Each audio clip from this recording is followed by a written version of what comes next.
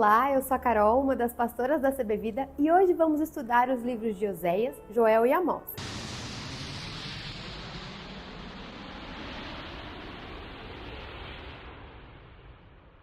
Bom, nos dias do profeta Oséias, Israel estava prosperando economicamente, mas espiritualmente se afastava de Deus.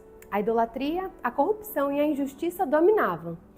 Então Deus chama Oséias para ser um exemplo vivo da mensagem divina, instruindo-se a casar com Gomer, uma mulher de reputação infiel, para simbolizar a relação de Deus com Israel.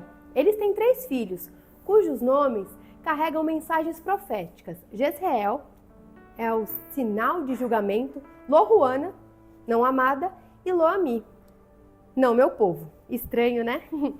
Esses nomes refletem a ruptura do relacionamento entre Deus e Israel devido à infidelidade do povo. A infidelidade de Gomer simboliza a traição de Israel. Então Deus descreve Israel como uma esposa que se voltou contra os seus amantes, que são os ídolos, esquecendo do amor de Deus. Apesar disso, Deus promete restaurar Israel, atraindo o povo de volta e estabelecendo uma nova aliança, transformando em uma porta de esperança.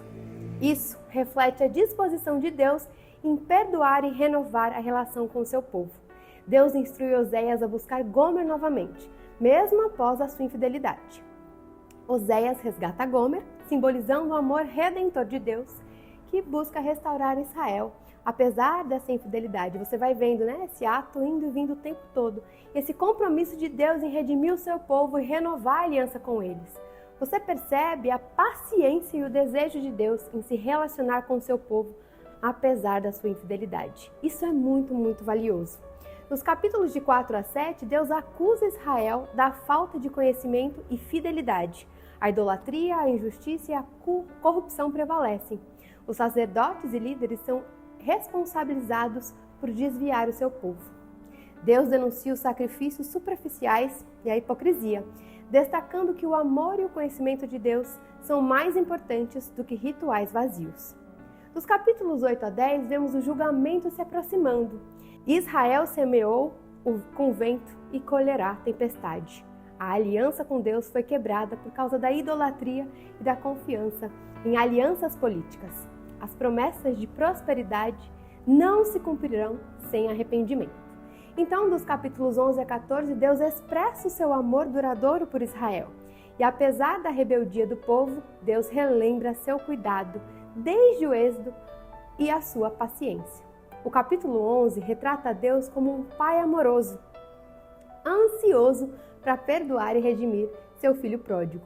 A mensagem final de Oséias é um apelo ao arrependimento e a promessa de que Deus curará a infidelidade e trará nova vida a Israel.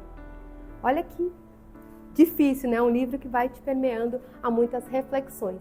Bom, vamos entrar então no livro de Joel. O livro é vibrante, chamado à reflexão e ao retorno sincero a Deus, situado no contexto do Antigo Testamento que a gente está lendo aqui. Ele inicia com uma descrição vívida de uma praga devastadora de gafanhotos que arrasou a terra de Judá. Joel detalha como esses insetos vorazes consumiram todas as colheitas, deixando a terra desolada e o povo em grande desespero. As vinhas estão destruídas, os figos acabados e os campos estéreis, resultando em fome, uma fome severa que abala toda a nação. Em meio a essa calamidade, Joel surge como voz de Deus, chamando o povo ao arrependimento. Ele exorta os sacerdotes, anciãos e todos os habitantes da terra a se reunirem, jejuarem e clamarem ao Senhor. A crise é vista não apenas como um desastre natural, mas como um chamado divino à introspecção e mudança. Joel insiste que o povo deve rasgar os corações e não apenas as vestes, sinalizando arrependimento genuíno e profundo, em vez de meras demonstrações externas. À medida que o povo responde a esse chamado ao arrependimento, a narrativa de Joel muda para uma mensagem de esperança e restauração. Deus, em sua misericórdia, promete reverter a desolação causada pelos gafanhotos. Ele assegura ao povo que enviará chuvas abundantes, restaurará as colheitas e devolverá anos que foram consumidos.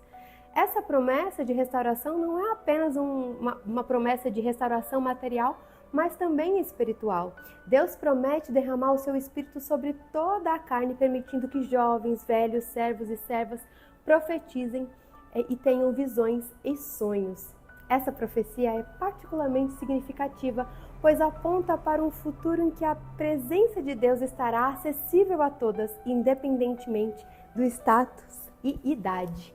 No Novo Testamento, essa promessa é vista como cumprida no dia do Pentecostes, quando o Espírito Santo desceu sobre os apóstolos e os primeiros crentes, marcando o início de um novo relacionamento entre Deus e a humanidade.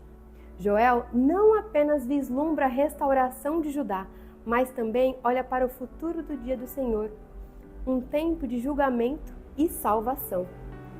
Ele descreve um cenário onde as nações que oprimiam Israel serão julgadas e Deus trará justiça ao seu povo.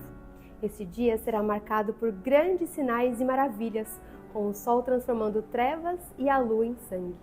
Contudo, aqueles que invocarem o nome do Senhor serão salvos. Uma promessa de esperança e redenção em meio ao julgamento. Assim, a mensagem central do livro de Joel é o chamado à ação, ao arrependimento sincero e o retorno a Deus, como o arrependimento sincero e o retorno a Deus podem transformar a devastação em abundância, o desespero em esperança. Joel destaca a seriedade do pecado e a necessidade urgente de retornar ao Senhor, mas também celebrar a inabalável misericórdia de Deus e sua promessa de restaurar e abençoar o seu povo. O livro de Joel, portanto, não é apenas uma história de julgamento, mas uma poderosa declaração de amor do Deus Redentor e da sua vontade de renovar e estabelecer aqueles que se voltam para Ele. Isso é muito rico e muito especial. Bom, agora vamos dar continuidade a Amós, lembrando que vamos só até o capítulo 3. Quando o reino de Israel vivia dias de prosperidade material e segurança sob o reinado de Jeroboão II, o pastor simples e cultivador de Judá, chamado Amós, foi chamado por Deus para uma missão surpreendente. Amós não era um profeta de carreira, mas Deus lhe deu uma visão poderosa de justiça e julgamento, destinada a abalar a complacência do povo de Israel. Amós começa seu ministério com uma série de oráculos contra nações vizinhas de Israel, mostrando que a justiça de Deus se estende a todos os povos. Ele utiliza uma fórmula repetida: por 3 transgressões e por 4 não retirarei o castigo, para enfatizar a totalidade dos pecados cometidos e a inevitabilidade do julgamento. Os primeiros 3 capítulos de Amós trazem uma mensagem forte e clara sobre a justiça de Deus.